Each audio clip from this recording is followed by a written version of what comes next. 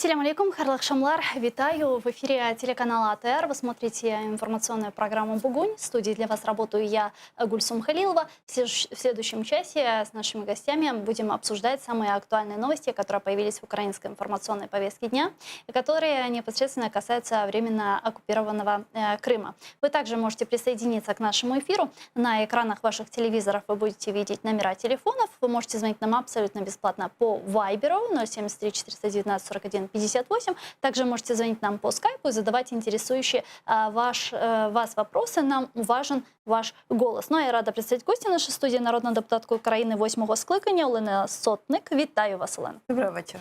Давайте начнем нашу беседу с следующего информационного сообщения. Руководитель Офиса президента Андрей Ермак 3 июля в Берлине примет участие в рабочей встрече политических советников лидеров Нормандской четверки. Об этом сообщает пресс-служба Офиса президента Украины. Давайте послушаем.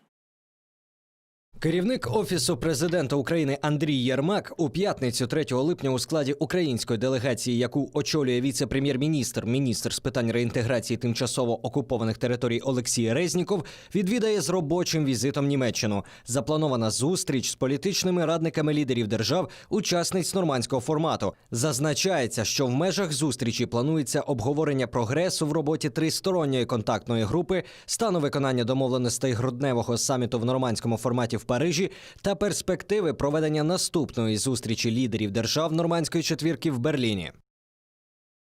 Ну и сегодня запланирована встреча в Берлине советников лидеров Нормандской четверки, и Россия ожидает от Киева уступок. Об этом сообщает Der Spiegel со ссылкой на неофициальный рабочий документ российской делегации. Давайте послушаем, о чем там идет речь в этом документе.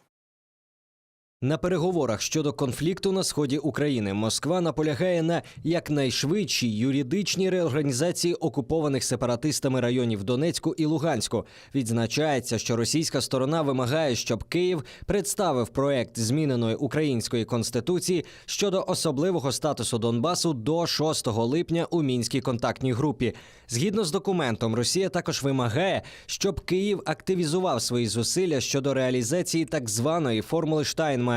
Україна повинна без додаткових умов до 6 липня скласти список утримуваних в певному форматі, звільнення яких вона вимагає від сепаратистів. У свою чергу, останні також представлять відповідний список ув'язнених.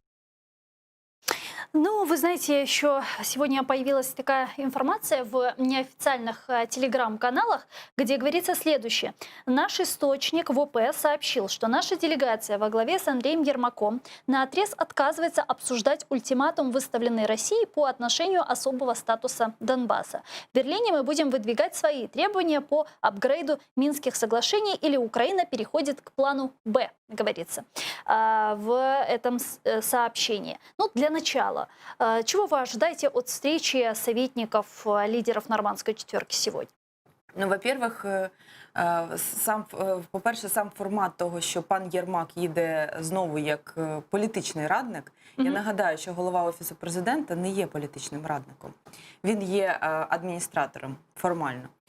Це говорить про те, що всі попередні наші оцінки аналітичні, ну і в тому числі оцінки дій пана Єрмака підтверджуються, що він є перемовником від України з Росією. Напевно, як офіційним, так і неофіційним. Це по-перше. По-друге, про ті інформаційні моменти, які з'явилися там з закритих повідомлень або з наших там джерел, як, знаєте, люблять писати в телеграм-каналах, для мене це більше виглядає як відволікання уваги і зняття певної напруги, тому що напруга є. І там, де Єрмак, де він веде перемовини, звичайно, у більшості людей, які розуміють наміри Росії, розуміють вимоги Росії і розуміють, що, скажімо так, Єрмак не є достатньо жорстким в плані відстоювання інтересів України, зокрема, в тому числі по спеціальному статусу і по іншим питанням, які стосуються російської війни проти України. Звичайно, всі ці появи в телеграм-каналах якихось повідомлень для мене виглядає виключно як відволікання уваги. І ми навпаки маємо дуже ретельно слідкувати за тим, що буде відбуватися в Німеччині. Це перше. Друге. Зверну увагу, що достатньо активно Враховуючи коронавірус, враховуючи всі якби пандемійні ці заходи, да, карантини і так далі, достатньо активно зараз відбуваються процеси перемовин. Тобто перерви між зустрічами, так, нехай не на найвищому рівні, але на ключовій наступній ланці радників ідуть достатньо активно. Та? Тобто ми бачимо, що десь перерва там 2-3 тижні і щось відбувається. 2-3 тижні і щось відбувається. Про що це говорить? Це говорить, що іде певна якась підготовка, готується якесь певне рішення, яке найближчим часом, можливо, буде запропоновано на найвищому рівні. Да? Тобто для перемовин на найвищому рівні.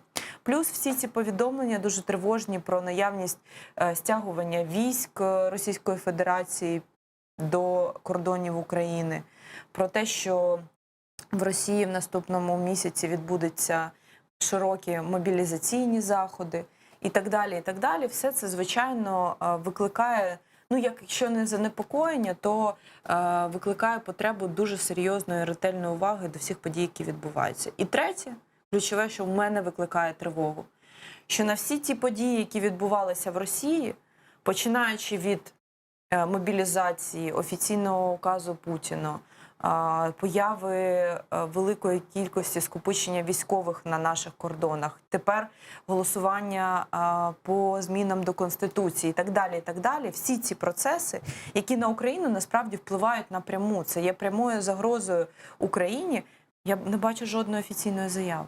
Я не бачу жодної реакції ні МЗС, ні адміністрації президента, Офісу президента, ні самого президента.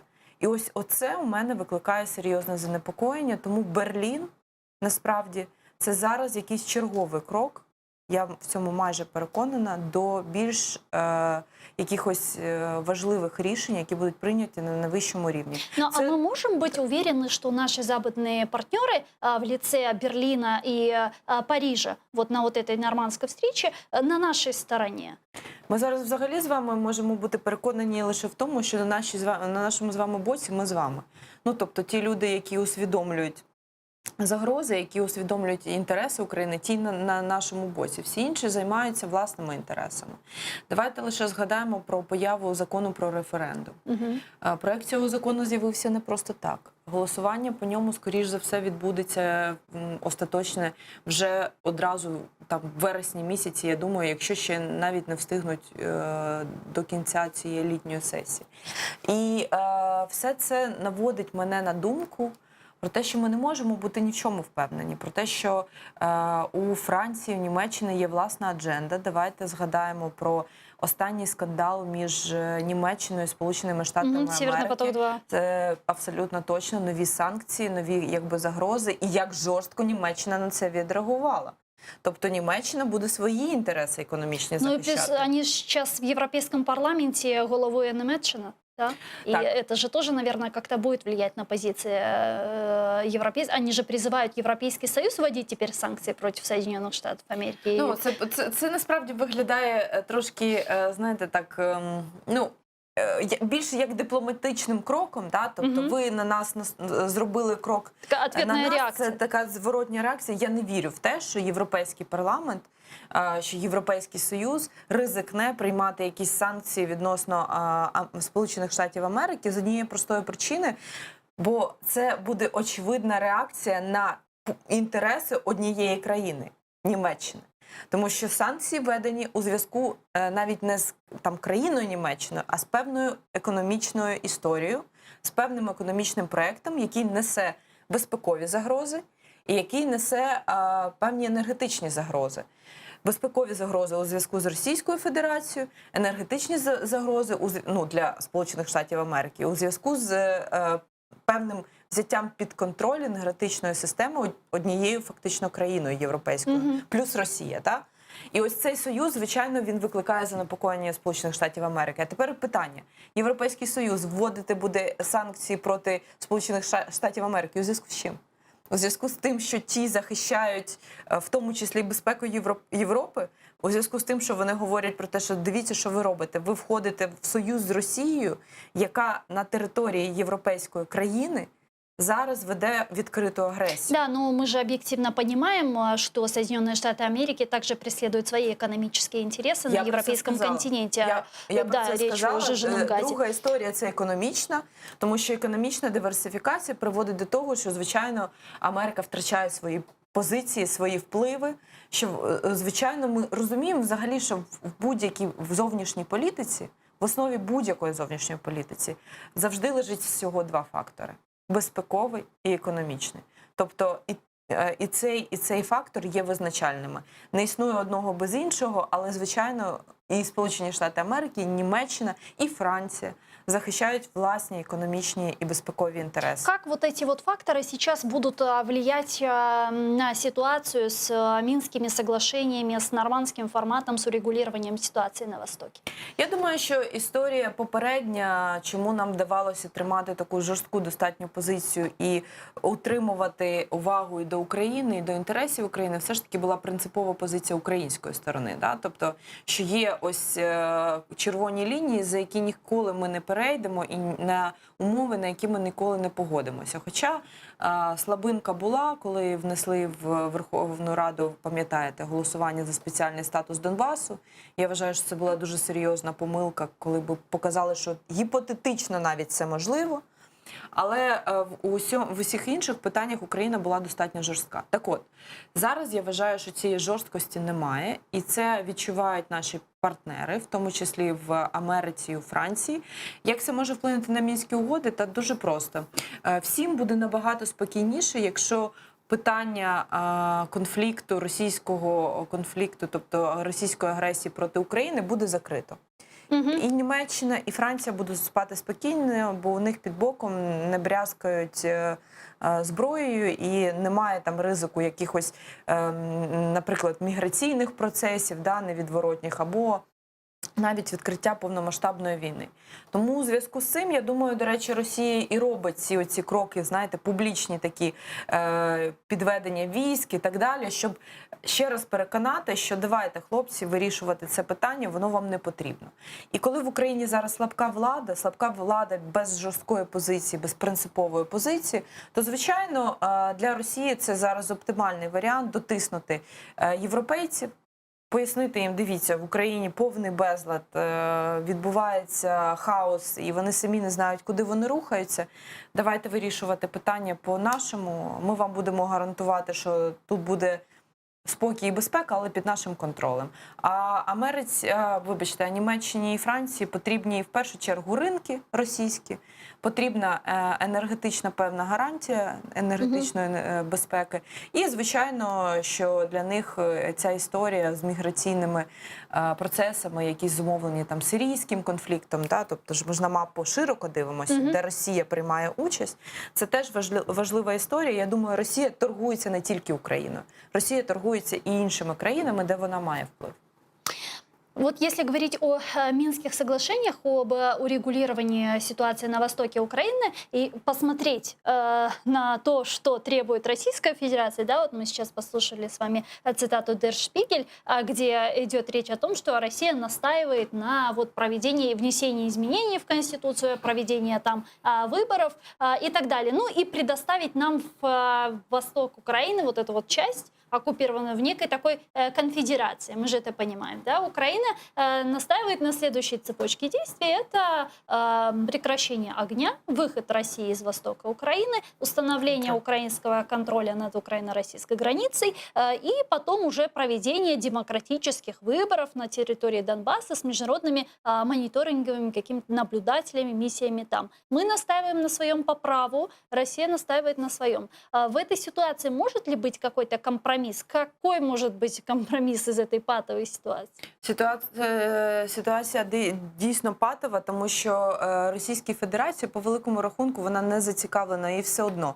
Залишиться ситуація в тому вигляді, в якому вона є зараз, чи вона буде вирішена, але на їх умовах, для них різниці ніякої немає. Тому з боку України, на превеликий жаль, яким би ми там чином не намагалися ставити свої умови, тільки нашого українського тиску або наших тільки вимог недостатньо.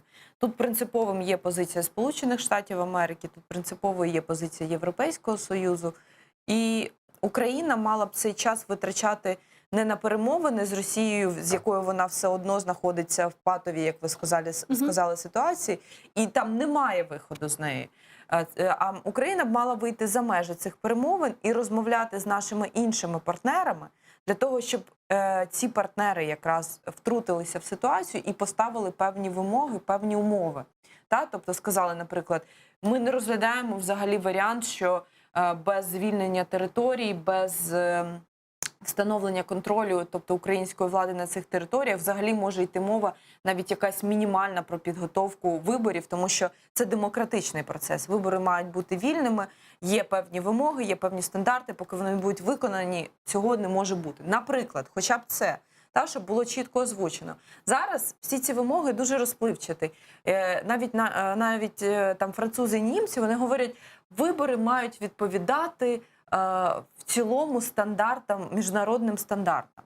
Але це дуже розпливчате формулювання, під яке вони можуть підігнати все, що завгодно, включно з умовами Росії. Да, розумієте? но тут, знаете, даже если предположить, что установлен контроль украинской над украино-российской границей, выведены российские войска из территории Донбасса, проведена полная демилитаризация, да? Но в таком случае правильно ли сразу там проводить выборы? Это, возможно, не очень популярная, да, такая идея, возможно... Це те, що якраз я хотіла сказати, не встигла договорити. Але історія взагалі всієї реінтеграції – це не історія проведення виборів.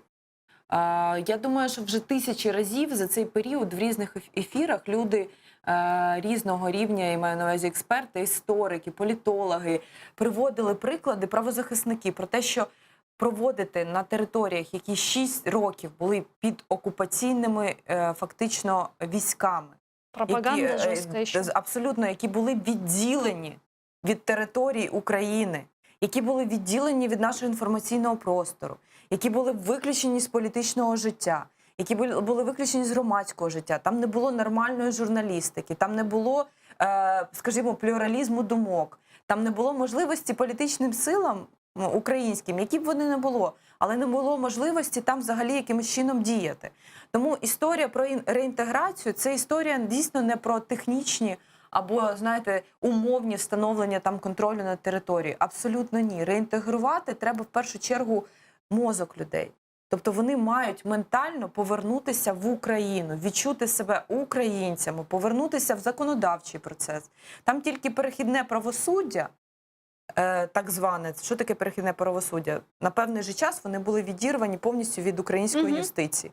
Тобто там за цей час хтось одружився, хтось, наприклад, народив дітей, хтось придбав якусь власність, хтось її продав, хтось судився. Тобто там було мільйон яких різних абсолютно справ. От для того, щоб їх повернути в правове поле, елементарне правове поле, якихось простих речей з окупованих територій в українські, я, по моїм оцінкам як юрист, можу сказати, що це мінімум 5 років. Це мінімум. А допоки ми цього не зробимо, допоки вони не відчують себе частиною України, я не розумію, яким чином ми будемо пропонувати цим людям обирати. Не тому, що ми їх обмежуємо в праві обирати, а тому, що у них немає свідомо, реалістично можливості обрати те, що вони дійсно хочуть і що їм дійсно підходить. Бо вони були відірвані від цих територій. Вони отримували шматками якісь інформаційні, можливо, якісь інформаційні там програми або якісь речі, але тут же вони отримали просто хвилю дійсно жахливої російської пропаганди. Я не знаю, чи ви коли-небудь цікавилися телебаченням ДНР, ЛНР і що вони там показують? К счастью, нет. А я вам дуже раджу. Я не подвергала себя такой екзекуції. Це не екзекуція, це реалістичне розуміння, в якій там атмосфері інформаційній живуть люди. Тому що я коли писала в «Дзеркало тижня» статтю з цього приводу і писала про строки, скільки нам буде треба часу, щоб взагалі це все повернути, і називала там і 5, і 7 років, і люди мені казали, та ви знущаєтесь над людьми і так далі. Я кажу, ви подивіться, як над людьми зараз знущаються в інформаційному просторі ті, під ким вони живуть. І як взагалі, що їм комунікують. Там люди для того, щоб відновити хоча б своє психологічне здоров'я, відновити взагалі нормальне ставлення до життя і повернутися до спокійного життя, розуміння, що все, ми в Україні, все нормально, все життя продовжується. Я впевнена, що 5 років – це найменше, що нам треба. Иначе у нас розраховувати. будут еще плюс ряд депутатов КПЗЖ. брати? Це гірше насправді, ніж ОПЗЖ. Я не буду тут зараз дипломатичною взагалі. Мгм. Я вважаю, що ті люди, які зараз там знаходяться в окупаційних адміністраціях, це агенти Кремля. І впевнена, що багато з них працює на ФСБ. Якщо не напряму, то вони є точно заангажованими і контрольованими. І це означає, що якщо ці люди, бо вони ж зараз є на виду, да, там вони балотуються в мери і так далі, їх люди там знають. Мгм. Очевидно, що вони потім підуть в політику і почнуть говорити, а тепер ми будемо голос Донбасу представляти в парламенті України. Ну, я ж розумію, що як буде лунати ця риторика. Тому ми не просто отримаємо ще плюс до ОПЗЖ, ми отримаємо агентів Кремля просто прямо в серці Києва, в серці України. Давайте про Крым с вами поговорим еще. Украина может создать местные власти в Крыму в экзиле. Крыма в экзиле. Такую идею поддерживает вице-премьер Алексей Резников. Об этом он сказал во время пресс-конференции «Синхронизация действий органов власти по вопросам деоккупации Крыма и Севастополя». Сама ідея створення сьогодні на підконтрольній уряду території України органів влади, місцевої влади, які почнуть свою роботу зразу з моменту деокупації, відповідно реінтеграції вже безпосередньо на тих територіях, це ідея, яка абсолютно мною підтримується.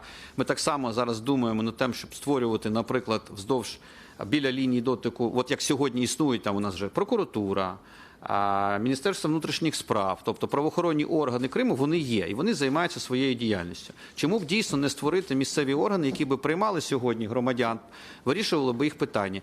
І як тільки відбудеться момент звільнення територій, от це буде якраз той кадровий потенціал, який почне зразу з колес працювати, забезпечувати безперебійне життя населення, яке сьогодні є в заручниках на тих територіях. Если говорить о целесообразности воссоздания крымских местных властей на материковой части Украины, не только местных властей, воссоздание Совета министров Крыма, зачем, как вы думаете, каким образом это может приблизить деоккупацию полуострова? Ну, по-перше, я маю вам нагадати, дуже, я вважаю, яскравий і успішний приклад створення таких установ – це, наприклад, прокуратура Криму. Ну, не только прокуратура, да, у нас тут много структур. Я просто хочу реально ефективний приклад навести, тому що дуже багато чого було зроблено і продовжує робитися. Те, що пов'язано з санкціями відносно країн, які порушують ті ж там морське право, да, якісь обмеження. Недавно депутати французи з Європарламенту в Крим приїжджали. Так, ну тобто є абсолютно чіткі якісь речі, які, не дивлячись на те, що фізично це знаходиться не на території Криму, але фактаж є, збір доказів є можливим, да? Тобто всі юрисдикції все одно залишаються українськими, це працює. Тому для мене, по-перше, це носить з юридичної точки зору абсолютно логічний характер. З точки зору символічної, тобто такої ідеологічної або політичної, це носить характер того, що Крим залишається топовою повісткою, він в адженді, ніхто не збирається від цього відмовлятися, ніхто не забув і нікуди це питання не поділося. І з точки зору просто питання поваги до людей, які переселенці, наприклад, з Криму, або люди, у яких дійсно залишаються певні питання і вони не втратили зв'язок, то будь-яка країна взагалі зобов'язана забезпечити повний набір всіх органів влади, тим паче, що я нагадаю, що згідно діючого законодавства у нас нічого не змінилося. У нас всі прописані органи влади, починаючи від там, парламенту і так далі, і так далі. Все присутнє. Чим би могло займатися правительство Крима в екзилі? Якими вопросами? Ну, по-перше, питаннями однозначно переселенців, питаннями розробки програм, що буде робити Україна, як буде відбуватися повернення, реінтеграція, відновлення, екологічні проблеми, проблеми економічного зростання, туристичні питання, тобто купа різних речей, які б могли б показати кримчанам, які там зараз знаходяться, що Україна продовжує турбуватися про те, яке буде майбутнє у Крима, що Україна розвиває стратегічно не дивлячись на те, що зараз контроль втрачено, що стратегічно ми думаємо над тим, як повернути, відновити, і це зробити процвітаючим ці території. І мені здається, що це дуже супер позитивний посил для людей, які там живуть, можливо, навіть вже змирилися з тим, що невідомо, коли це відбудеться. І в такому випадку ми просто отримуємо ще й союзників, дуже сильних союзників на цих територіях, бо вони відчувають, що вони не забуті, раз, і що про них думають, і про їх майбутнє думає країна, до якої вони належать.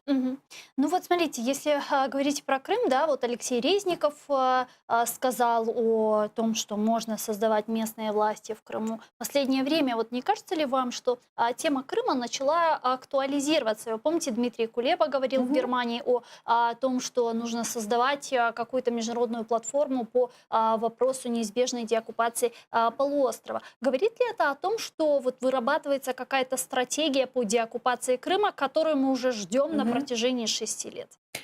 Я скажу так, що у мене є позитивні, абсолютно позитивні прогнози і відчуття, наприклад, у зв'язку з появою того ж пана Резнікова в відомстві і в якості віце-прем'єра.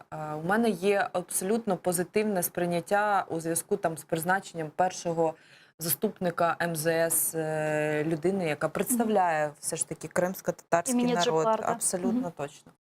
Тобто це означає, що дійсно у України, Крим, як мінімум, не просто залишається в порядку денному, а що він займає важливе місце.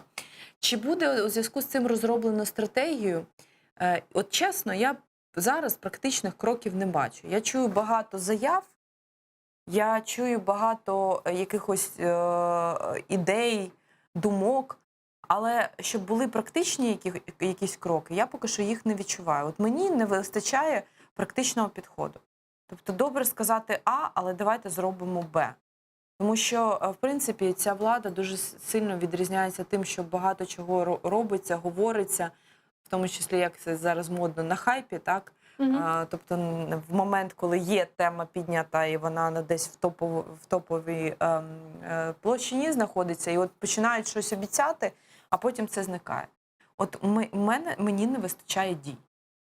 Ви сказали, тепер давайте зробимо. Хоча б маленькі кроки, хоча б очевидні якісь речі, які зараз потребують вирішення. Ну вот вчера была пресс-конференция Алексея Резникова, вице-премьера по вопросам реинтеграции временно оккупированных территорий, и постоянного представителя президента в Автономной Республике Крым Антона Кореневича, где они представили программу актуальных ориентиров в государственной политике в связи с временной оккупацией Автономной Республики Крым и Севастополя. Вы, наверное, видели, слышали эту программу? Я бачила, але ще не читала її полностью. Да, ну вот такая большая программа, на самом деле очень правильная, очень нужная. Здесь в этой программе четко и все правильно говорится, называются вещи своими именами. Что такое оккупация Крыма, почему правильно говорить временно оккупированный Крым, что такое коренные народы, почему крымские татары считаются коренным народом, а не национальным меньшинством, что такое военнопленные, политические заключенные, что нельзя говорить об обмене, потому что наши политические заключенные ни в чем не виноваты, нужно говорить об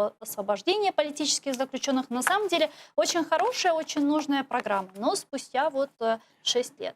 Але поки що те все, що ви озвучили, це про все ж таки поняття, а не про дії. Да, тут про термінологію йде річ. От це проблема, розумієте? Тому що програма має... Тобто зараз цим документом вони розставили крапки над «і». Тобто люди, які знали, вони і так знали.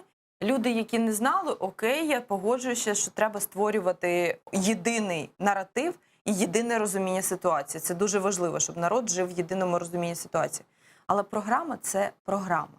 Тобто, коли в тебе є крок 1, крок 2, дія 1, дія 2, очікуваний результат, і куди ми рухаємося, і де ми з вами в кінці зможемо побачити ту мету, про яку ми всі мріємо. Коли Крим повертається у склад України, коли Донбас повертається у склад України, і не на чиїхось там умовах, а повертається на умовах, що добровільного входження, повернення і абсолютної реінтеграції без всіляких якихось умов Російської Федерації. Давайте к нашій бесіді сейчас підключимо Андрія Сенчика, голову громадського правозахисного руху «Сила права» з нами на прямому зв'язку зараз.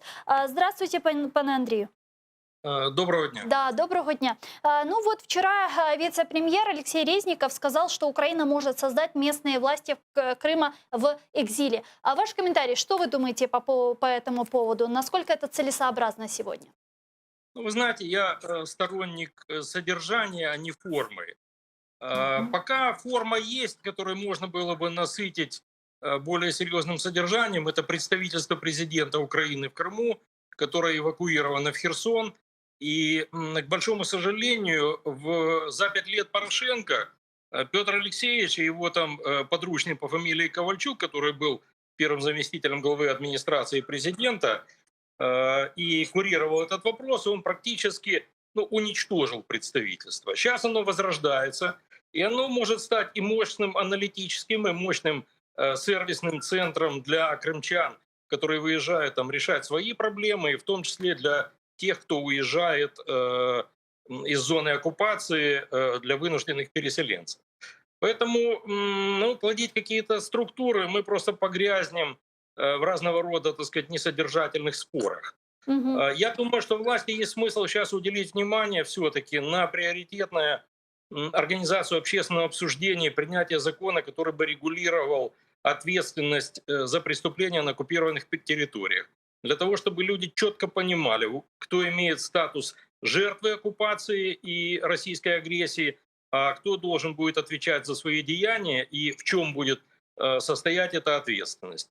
Нужен закон о переходном периоде, который дает ответы на содержательные вопросы, как, в каком порядке будет восстанавливаться конституционный порядок и на территории, так сказать, ныне оккупированных территориях Донбасса и Крыма, и как, в какие сроки, в каком порядке будут восстанавливаться нарушенные права украинских граждан. И право собственности, там, права аренды на землю, самые различные, так сказать, вещи. Поэтому, на мой взгляд, на сегодня этому нужно уделить внимание, а не новым каким-то ярким формам, которые, да, можно будет там неделю или месяц пообсуждать, но ничего не изменится. Мгм.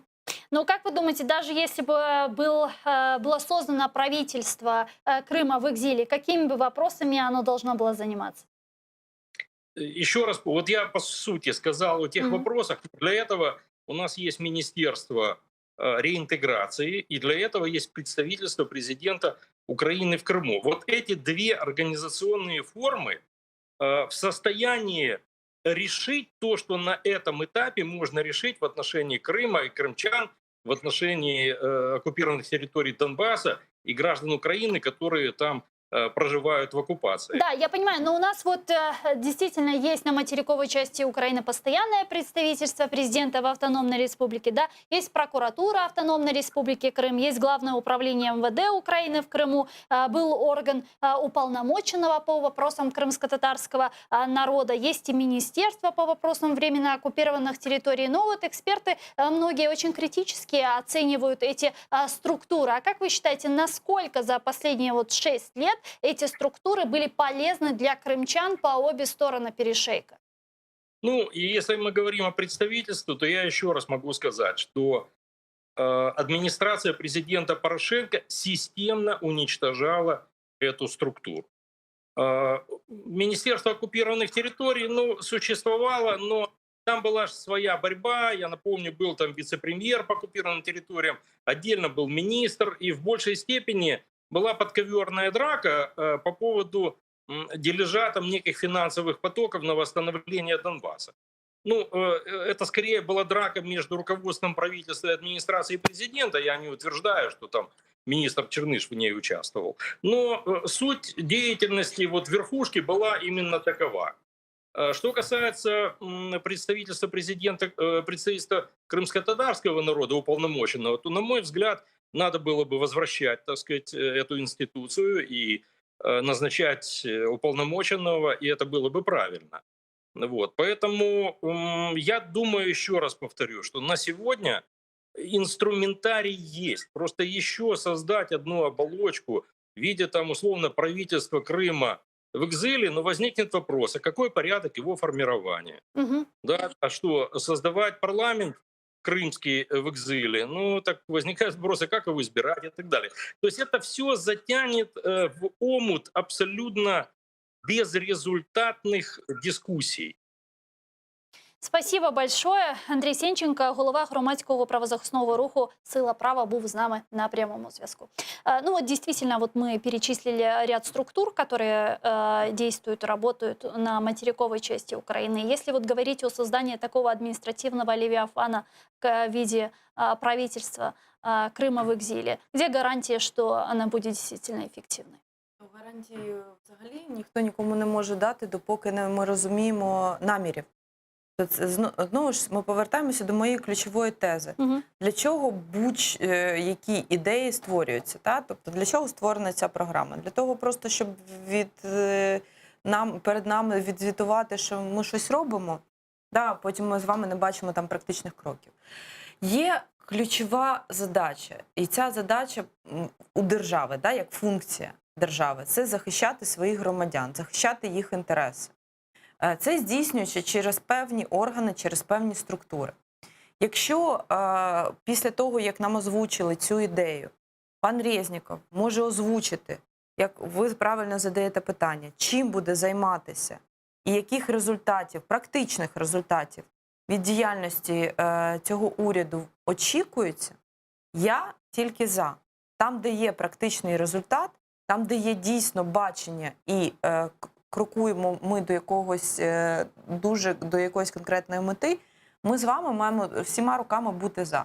Якщо ж це історія просто тому, що під час прес-конференції треба було щось сказати таке, щоб потім ще кілька днів дійсно обговорювалося, але воно зникне в кабінетах і в тисячах різних абсолютно хаотичних ідей нашої влади, то, звичайно, на превеликий жаль, буде дуже шкода, бо кримчани могли це почути, могли це сприйняти як серйозну якусь крок або заяву, а потім відчути ще більше розчарування від того, що дій ніяких немає. Давайте вот к следующей новости. Во временно оккупированном Россией Крыму продолжают нарушать права человека, включая пытки и ограничения свободы слова. Об этом 2 июля заявила Верховный комиссар ООН по правам человека Мишель Бачелет, представляет доклад, который касался Венесуэлы, Никарагуа и Крыма. Доклад охватывает период за вторую половину прошлого года и по состоянию на май этого года. Давайте послушаем цитату. Порушення прав людини, включно з тортурами та іншими прикладами негідного ставлення з боку правоохоронних органів, продовжували мати місце в Криму. Безперервна криміналізація свободи висловлювання в соціальних мережах також викликає стурбованість.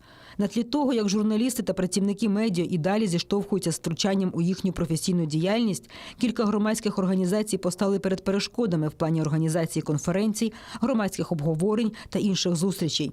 Мій офіс продовжуватиме моніторинг ситуації з правами людини в Криму і готовий до діалогу з Російською Федерацією як країною-окупантом, а також з Україною, задля посилення захисту прав людини на півострові і у тих країнах.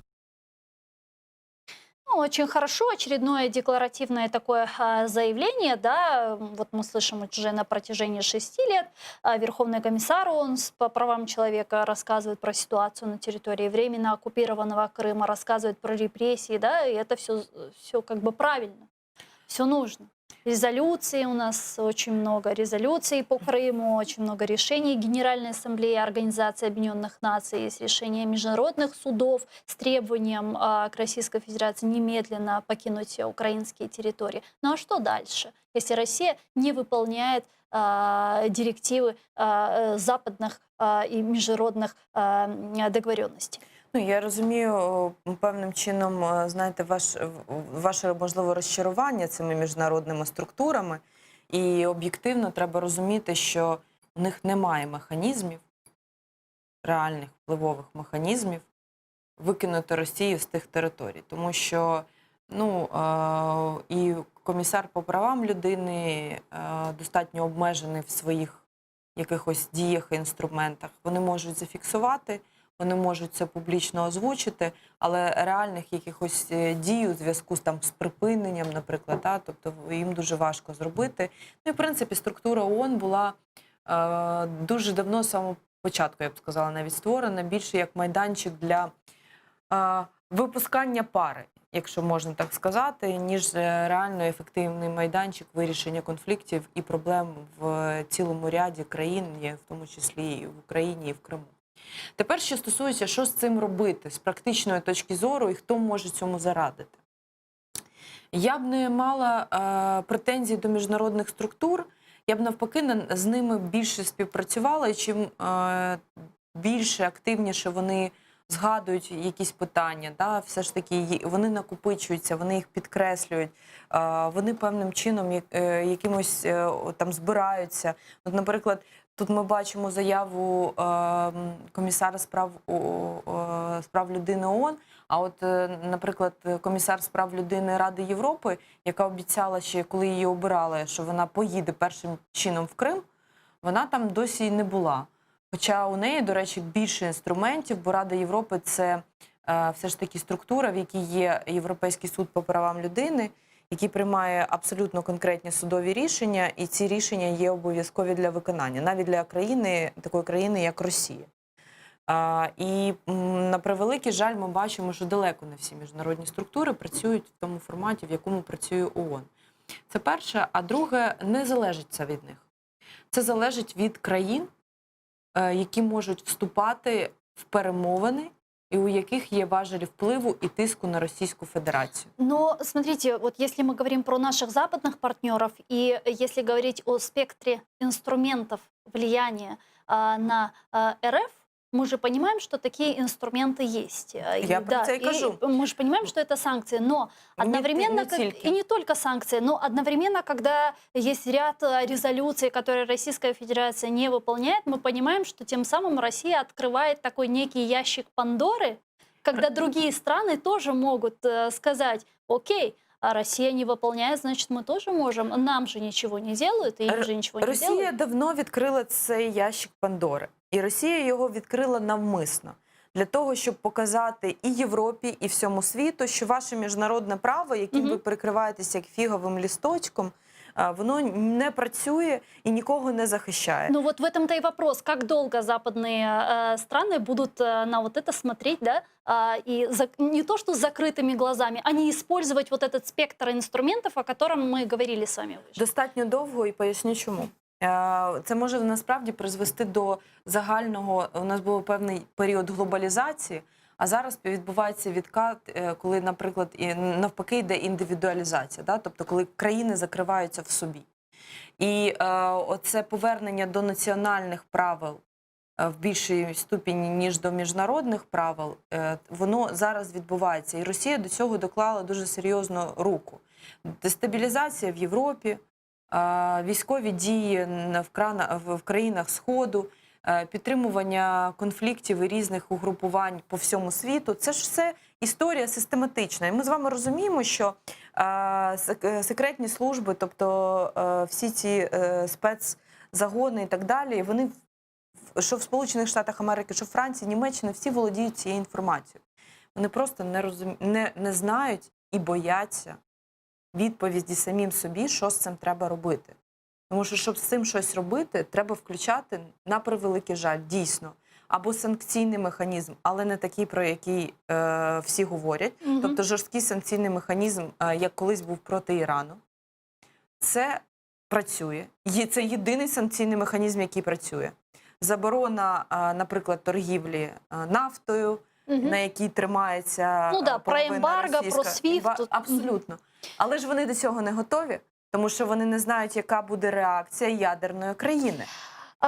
На территории Российской Федерации, вы знаете, прошел плебисцит, и Европейский Союз раскритиковал проведение голосования в России, которое может позволить президенту Владимиру Путину остаться у власти до 2036 года. Также в сообщении осуждается поправка, согласно которой Конституция России отныне имеет приоритет перед международным правом. Об этом говорится в заявлении пресс-секретаря Службы внешних действий. Давайте послушаем цитату. Європейський Союз висловлює жаль про те, що напередодні цього голосування агітація «за» і «проти» не була дозволена, що позбавило виборців доступу до збалансованої інформації. Ми очікуємо, що всі повідомлення і заяви про порушення, включаючи примус виборців, багаторазове голосування, порушення таємниці голосування та заяви про насильство з боку поліції щодо журналіста, який був присутній для спостереження, будуть належним чином розслідувані. Венеціанська комісія Ради Європи, членом якої є Росія, визнала цю поправку несумісною з міжнародним зобов'язанням Росії і рекомендувала видалити це доповнення або змінити формулювання. Ми очікуємо, що Росія, незалежно від будь-яких поправок до своєї конституції, виконає свої міжнародні зобов'язання, в тому числі зобов'язання виконувати рішення Європейського суду з прав людини. Российский политический деятель Леонид Гозман с нами сейчас на прямой связи. Здравствуйте. Добрый день. Добрый день. Ну как? Как у вас там прошел плебисцит? У вас там 77,9% проголосовали за. Мы на самом деле здесь думали, что 99,9 будет, а может даже и 300. Понимаете, в чем дело? Вы недооцениваете большое эстетическое чувство нашего начальства. Оно приписало всего 20 миллионов себе по всяким расчетам. Но вообще надо сказать, что у нас, конечно, такой фальсификации, такой наглости, простите, не было никогда. Это такой вообще, это новое слово, это новый шаг, прям принципиальный шаг. Вы знаете, у нас специалисты по электоральным процессам, они поражены, они говорят, что такого, все было, но ничего подобного не было, конечно. Я, кстати, тут думаю, что, может быть, не исключено, что они даже это делали демонстративно, чтобы показать несогласные с ними части общества, а также всему миру, что хотим, то и делаем, плевали мы на вас на всех. Ну а как? Как реагируют люди? Как реагирует народ? Какая-то же реакция должна быть? Нет? Люди понимают, что это фарс? Понимаете, в чем дело? Это вопрос сложный. Люди вообще, наши отношения человеческие, они не линейны, не однозначны. Понимаете, если мы, допустим, говорим, что я его люблю, да? Окей. Но это значит, что вы его только любите? Или, может, вы его еще одновременно немножко боитесь, а может, вы его иногда ненавидите, а может быть, еще что-то. Человек, он сложен вообще, понимаете? И поэтому, когда, допустим, говорят, вы доверяете президенту? Они говорят, да. Это не значит, что они хорошо относятся к президенту. Это значит, что они думают, что нет альтернативы. Например, да? И в том, что сейчас происходит, понимаете, с одной стороны, все большее число людей, в том числе среди тех, кто традиционно считался базой поддержки Владимира Владимировича Путина, происходит понимание того, что их, помягче использовали, попользовали и так далее. Да? Это ощущение у людей, конечно, есть. Потому что то, что все это вранье, это было видно абсолютно всем. С другой стороны, понимаете, в чем дело? Люди не будут возмущаться. Они будут возмущаться по той простой причине, что Конституция в нашей реальной жизни, в повседневной жизни, Конституция никакой роли не играла, или почти никак. Все знали, что начальство сделает, что хочет, понимаете? Никто эту Конституцию не читал. Она была столь же значима для нашей повседневной жизни, как сборник сказок народов мира, понимаете? Все едино. Не было у нас Конституции все равно, да? Кроме того, то, что сейчас меняется, это установление монархии и так далее, многие говорят о первоиюльской монархии, о конце Первой Республики Российской и так далее. Это ведь что произошло? Произошло закрепление того, что де-факто было уже все последние годы. Де-факто это было последние годы. Сейчас они это дело оформили. Это очень плохо, это очень деструктивный шаг, опасный и так далее. Да? Но у людей, среднего человека, да, американцы говорят Джо Average, Джо средний, да, у него нет оснований особенно возмущаться, понимаете? Ему, в общем, наплевать. Но у него остается очень сильное раздражение, и осталось, от того, как все это проходило. Понимаете? Если бы Путин вышел к людям и сказал: братья и сестры, дайте мне возможность, я смотрю, поглядел тут на все, да, смотрю, рано мне уходить, дайте мне возможность, быть у власти до 1936 года, проголосуйте, да? И вы знаете, многие бы проголосовали. Хотя все, конечно, неправильно, давно пора уходить и так далее, но многие бы это поддержали. А то, что это было сделано так, с какими-то дурацкими поправками, с защитой домашних животных, понимаете, еще какой-то бред собачий совершенный, да? Это, конечно, людей раздражает. В этом смысле легитимность Путина подорвана очень сильно, потому что его легитимность основывалась на его какой-то такой харизме. Кроме того, понятно, в результате этих якобы выборов, якобы плебисцита, значит, при У нас всей 10-15 секунд. Да, при всей наглости, которой это сделали, они вынуждены были признать, что более пятой части населения проголосовало против. Спасибо вам большое. Российский политический деятель Леонид Гозман был с нами на прямой связи. Благодарю. Ну а гостем нашей студії була Олена Сотник, народна депутатка 8-го скликання. Дуже дякую вам. Ну а я, к сожалению, вынуждена завершать этот блок. Буквально через несколько секунд эфир телеканала АТР продолжает информационная программа «Заман». Смотрите, не пропустите. Я Коршкенч.